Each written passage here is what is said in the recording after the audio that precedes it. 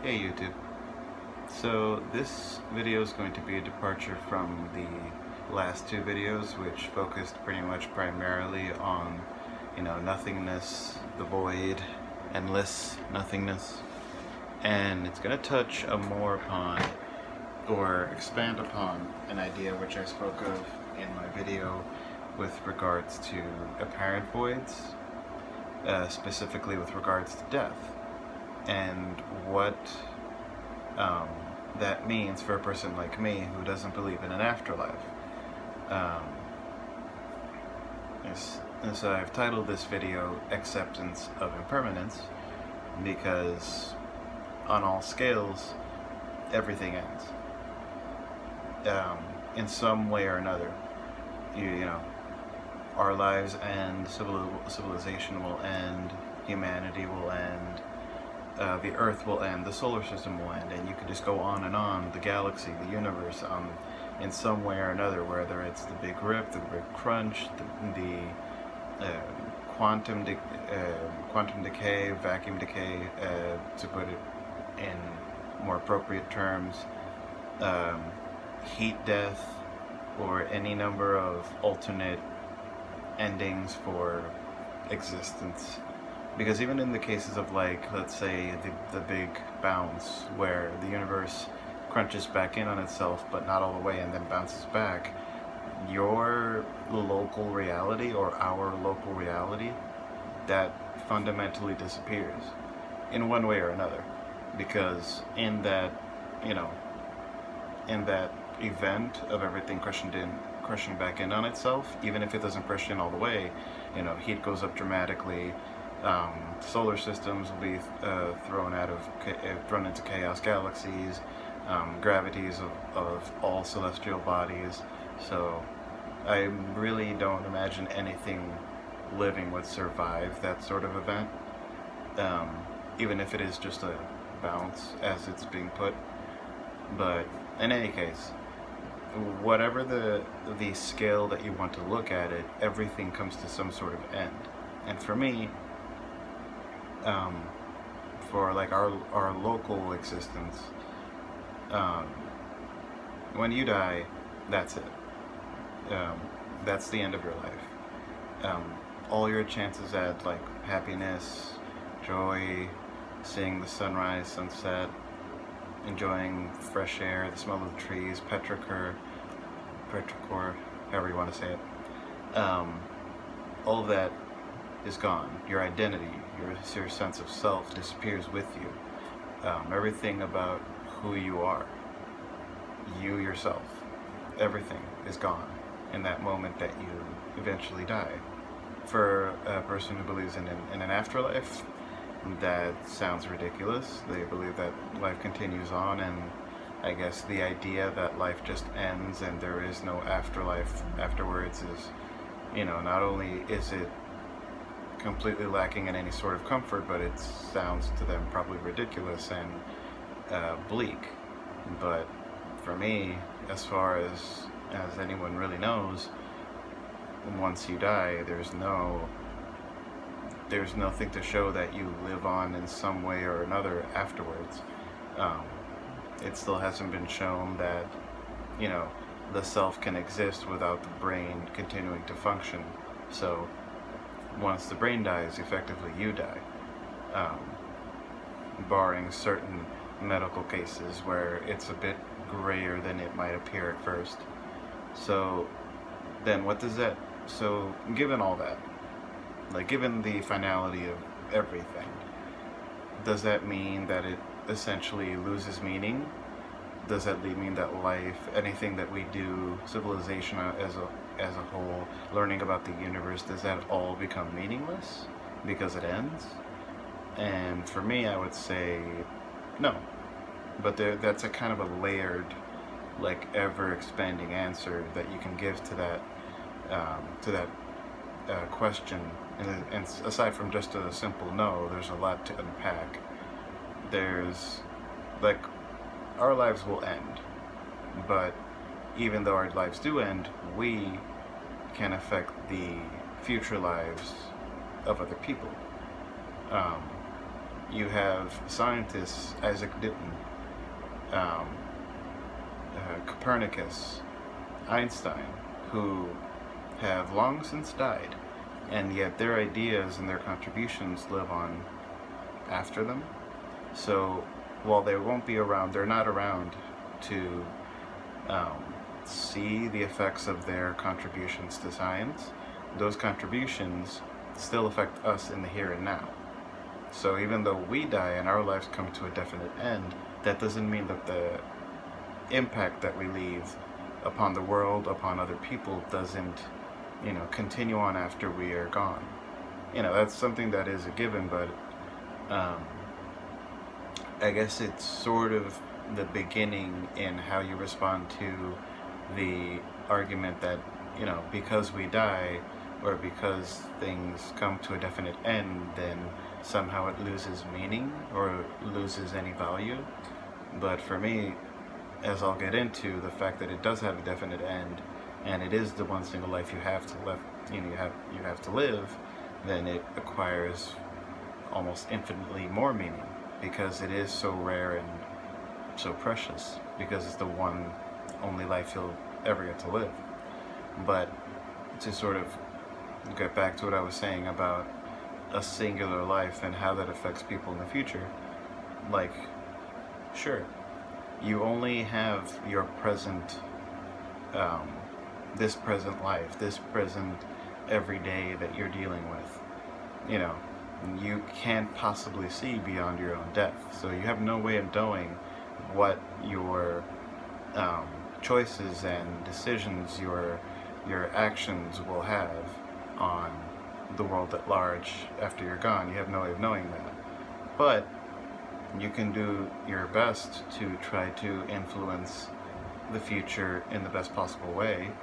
I mean, you have sad examples of like Karl Marx, trying to free, in his mind, he was trying to free the working class, and ended up creating a philosophy which would be used by dictators and tyrants for decades, nearing on over a century, where countless people died, millions. And I don't really think Karl Marx had meant any harm. There wasn't any malice behind his philosophy, his socio-political and economic ideas. But unfortunately, that's this sort of legacy that communism has left in its wake. And Marxism forever is stained with that history. Even if Karl Marx himself did not intend for all of this horrible, even if he didn't intend for all of the horrible happenings which occurred after he died, after he and Engels and other philosophers had essentially done their work, they couldn't have predicted all of this murder, destruction that would happen in the wake of their philosophy being put out there into the world. But, for better or worse, they did make quite a contribution to the history of humanity. It was just not in the way that they ever intended, I would imagine.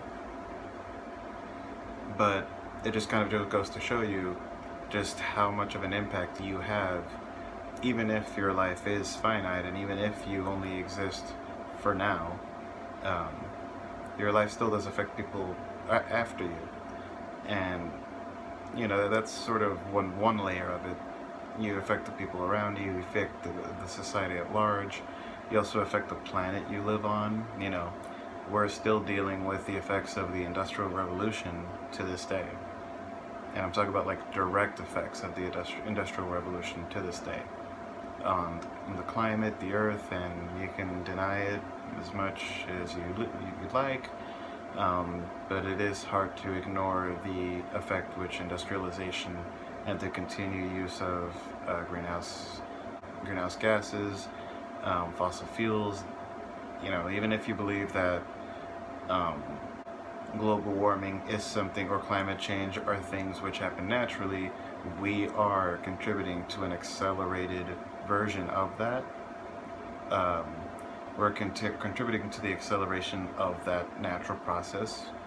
Um, it's heating up at a rate that's faster than normal because we're pumping all of these chemicals into the air, and it's a little, to me, it's a little weird to think that because we're but simple little humans, that we cannot affect the climate at large when there's over 7 billion of us pumping millions of tons of carbon and other greenhouse gases into the air constantly. But I'm really digressing. But it just kind of goes to show you that we do have an effect beyond ourselves, and our deaths do not mark the end of those effects that we have upon the world and other people. And so there's that. But then there, you also have to consider that. So that's, I guess that would be sort of the idea of your impact. But then what about the value itself, like value of a life that ultimately ends and has no continuation afterwards in the form of an afterlife? To sort of get away from just the impact of life, what about the value of life, in a way? And for me, I mean, I think about it in terms of the fact that we are blips. We are instant. We live for about an instant, and compared to the entire history of the universe, it's over 13 billion years old, and we exist for a little bit more than a century. You know, we exist. If it was, you know, that age-old idea, that sort of metaphor of, you know, if you think of the entire history of the universe as a clock that has 60 minutes on it, a human life is barely a nanosecond, or even the entire existence of civilization, our entire human civilization, it's barely a minute. So we are we're blips, we're momentary sparks of a flicked match when you think about it in terms of the entire universe. So our lives are brief. Our civilization is young, barely a fetus in compared to the age of the universe. Barely, you know, congealed cells. It's kind of mind-blowing when you really think about it. And then we are tiny. We are so tiny in comparison to, you know, this enormous universe which we live within. And so, you know, our lives are incredibly precious. The fact that these are lives that are incredibly short, that are incredibly rare as far as we can tell by looking for life in the rest of the universe, and, you know, our lives are exceedingly rare, exceedingly fleeting, and so for me, that increases the value of it tenfold. So if you're not going to think about it in terms of how your finite life can affect the finite lives of others in the future, both directly and indirectly, then there's also the value which you place on your own life and the way you interact with others in the world around you. To think about it in terms of just how precious those moments, those few very fleeting moments you have with both the world around you and others around you, just how precious they are. Because this is the one life that you get to live and appreciate your friends, your family, love people who you love, just people in general, and then also the world around you. Like every sunset, every sunrise, every time it rains, every rainbow, everything that brings you some sort of joy, every time you listen to music play, anytime you hear someone sing, anytime you you ace a test, you get that job promotion, um, anything that brings you value to your life, or like joy to your life, or a feeling of elation, all of those things, everything you could possibly think of that's positive about life, all of those things are but fleeting moments. In a lifetime that is itself, comparatively, like a fleeting moment. And so, every interaction becomes so much more valuable. Every moment becomes so much more valuable. It's just this almost inconceivable amount of value to me because it is so rare and it's so quick. And for me, and maybe for many others, that is one of the reasons why I feel like I have a reason to live. It's not the only reason. There are other more moral, other-oriented reasons. Caring for others, being there for others who need you, and that pairs with the sort of appreciation for, the fleeting time you get with other people, the fleeting time you have to enjoy and live your life to the fullest, to really do all that you can to improve the lives of others, improve your own life, treat the world around you well, appreciate it. All of those things become magnified by how short and rare our lives are. Sort of going back again to the whole, YOLO idea, which again, it's a really bad joke, but it's a bit of a shame because that whole concept of you only live once, it has huge connotations when you really think about it. And again, from a religious perspective, this all sounds probably really ridiculous, and I probably sound lost and, without hope. But for me, I don't feel that way. It feels like I'm accepting what to me seems to be the barest reality of the life that I am lucky enough to live, and I need to do what I can to make use of this time that I have, to enjoy the time that I have in any way that I can, and so because I know that this is probably something that's being thought of in anyone's mind while they listen to me say all this, because I'm thinking it right now, is that there's also all of this pain in the world. There's all of these same atrocities, like I mentioned before, with communism and the horrible markets left on people all throughout the world. And so, at the same time that our fleeting and rare lives become all the more valuable because of how rare they are, it also sort of magnifies how seriously we should take crimes committed against others, how seriously we should take the suffering and deaths of others, because they are, like, their lives, they're very short, and how do I say this? Because you have these situations in which people's lives are being cut so short, when life is so short already. You have people who are suffering immeasurably when, their life doesn't have to be just this long series of, this long, just continuous suffering.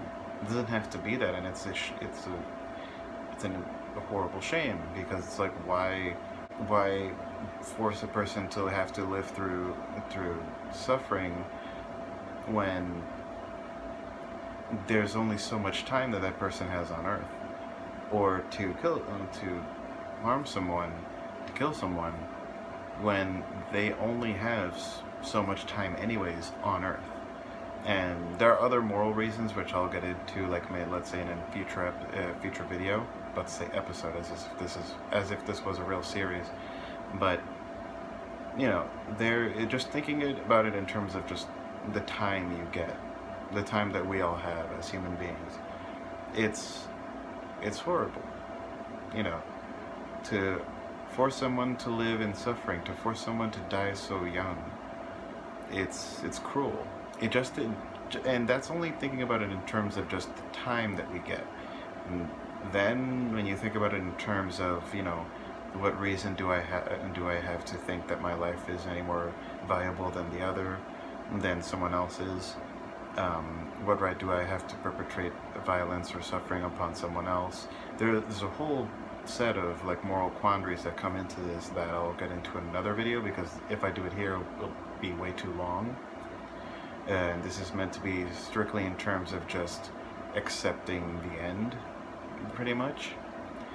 And this is already, I can tell it's going to be kind of a long video already. I think I'm going to save these last 4 minutes for the grander scales of accepting the end. But yeah, when it comes to just thinking about it in terms of the few fleeting moments that we get here on Earth, yeah, there's an element of cruelty just when you think about it in those terms. When you think about violence and pain and cruelty and murder from one person to inflicted from one person to another. And so then you think about, well, you know, civilization, as I said at the beginning, civilization will end, so why would it matter then? The Earth will end, why would it matter then? The solar system, the galaxy, and the universe will end, why would it matter? And all of those things will disappear eventually anyways, so why do I put any stock in the here and now? If one day it will just cease to be. But that, for me, that's precisely why you should take stock in it, because this will only be here for a short period of time. You will only be here for a short period of time. Like, this is kind of a strange and out of nowhere example, but a solar eclipse, we get to experience total solar eclipses, and I'm sure anyone who's watching this already knows that's not going to be something which we can enjoy forever. For human beings that will be existing beyond us, let's say 100 years or 200 years in the future, or I guess when it comes to the solar eclipses, let's say thousands of years in the future, you'll eventually get to a point where the moon has drifted so far away that total solar eclipses are no longer a thing. And so we live in a moment in which we can appreciate solar eclipses, or as scientists have spoken of when it comes to the cosmic horizon, it could very well get to the point where people in, you know, the far-flung future are unable to see other galaxies aside from our local group in Andromeda that's coming ever closer to us. But anything that's not in that local group, that is, you know, on a collision course with the Milky Way, any other galaxy will eventually move away from us, maybe to the point where we can't even see anything. To the point where the whole rest of the universe, aside from the galaxies in our local group, will be inaccessible to us. We won't be able to observe them. They'll be out of reach. And so it really makes you consider the here and now, the value of the here and now, because there are things which you, as a person who lives now, get to appreciate, have the opportunity to appreciate, that a person in the future may not. And then finally, so that's sort of appreciating the end on the grand scale. So then finally, as the sort of ending to this whole discussion about the end, you have to be sort of willing to accept that, you know, we won't last forever, even if we do extend our reach, our lives, you know, eventually, in order to sort of continue, for life to continue, for future generations to be able to enjoy any part of what we enjoy, we eventually have to reach an end. I mean, I'm not saying that in terms of like we should be the ones to cause it, but more in terms of it is a natural course which will occur, which we eventually have to allow to occur. You know, there's no way around it unless you want overpopulation to the point of insanity, and no one being able to eat because there's no food to go around because there's way too many resources spread far too thin. And then, you know, it's also the end of things which allow the beginning of other things. With the idea that a supernova likely gave us our solar system, our star. The death of a star allowed us to be here now. The destruction of whole worlds allowed us to be on this earth. It's a continuous cycle of destruction that is inevitable, but is also necessary in a way for things like us to exist. And as much as we like to think of the universe being this haven for life, it could very well be the case that the majority of the universe is much more chaotic than could ever allow for life. We just don't have enough information to really know that for sure right now. It's a hell of a thing to think about how rare life is, as far as we can tell. But even if we do find that there is life in other worlds, that it's more common than we originally thought, life is still a blink of an eye in comparison to the entire runtime of the universe, so there is still that. And I think I'm gonna end this video here, and that'll be it. Bye.